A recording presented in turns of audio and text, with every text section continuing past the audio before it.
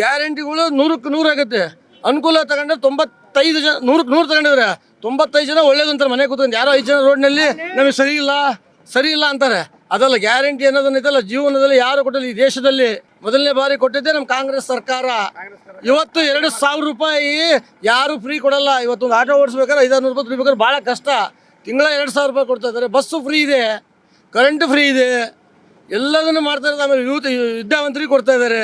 ಆರ್ಥಿಕ ಪರಿಸ್ಥಿತಿ ಕೆಡ್ತೈತಿ ಅಂದರೆ ಈಗ ಅವರೆಲ್ಲ ಮಹಾರಾಷ್ಟ್ರ ಮತ್ತು ಎಲ್ಲ ರಾಜ್ಯಗಳು ಚುನಾವಣೆ ನಡೀತಾರೆ. ಅವ್ರು ನಮ್ಗಿಂತ ಡಬಲ್ ಮಾಡಿದ್ದಾರೆ ಡೆಲ್ಲಿ. ಅದನ್ನು ನೀವು ಅವ್ರನ್ನ ಕೇಳಬೇಕಲ್ಲ. ಬಿಜೆಪಿ ಕಾರ್ಯಕರ್ತರು ನೀವು ಕೇಳಿ. ಮತ್ತು ಅವ್ರು ಯಾವ ರಾಜ್ಯದಾಗ ಕೊಟ್ಟಿಲ್ಲ? ಮೊನ್ನೆ ಇದ್ರಲ್ಲಿ ಮಹಾರಾಷ್ಟ್ರದಲ್ಲಿ ಕೊಟ್ಟರು, ಆಮೇಲೆ ಡೆಲ್ಲಿಯಲ್ಲಿ ಕೊಟ್ಟರು, ಬಿಹಾರದಲ್ಲಿ ಕೊಟ್ಟರು. ಈಗ ಮತ್ತೆ 4 ರಾಜ್ಯ ಚುನಾವಣೆ ಘೋಷಣೆ ಮಾಡ್ತಿದ್ದಾರೆ. ಯಾಕೆ ಅವ್ರಾದ್ರು ಮಾಡ್ಬೋದು, ನಾವು ಮಾಡಿದ ತಪ್ಪ? ನಾವು ಕಾಂಗ್ರೆಸ್ನಲ್ಲಿ ಮಾಡಿದ ತಪ್ಪು, ಅವ್ರಾದ್ರು ಕೊಡ್ಬೋದು.